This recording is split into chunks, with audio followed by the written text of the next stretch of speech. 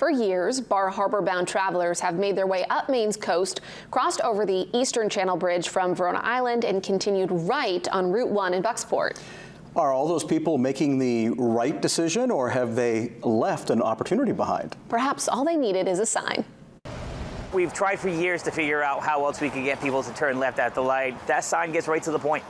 About 2 weeks ago, a series of new signs popped up in Bucksport. It made me smile. That's the first thing. And the second thing that went through my mind is, why didn't we think of that? The blue banners stand at the intersection of Main Street and Route 1, beckoning Bar Harbor-bound tourists left into Bucksport instead. I found out who was responsible for the sign, and they've come to Bucksport with a bang.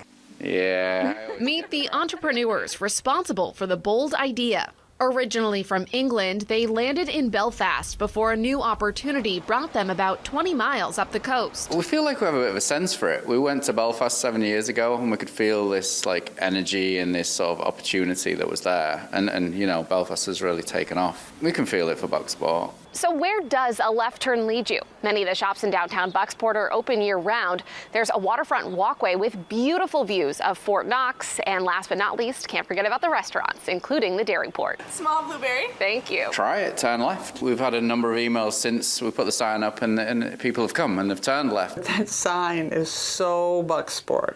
Even though it was not developed by a native, so to speak, it was developed by somebody who gets Bucksport. Bucksport has such a different personality. It has such a gritty vibe, which we really like. And we're excited that there's so much here already for people to do. You know, you can spend a full day here without any trouble, and you can park your car, and you can walk around. It's the resilient town that can.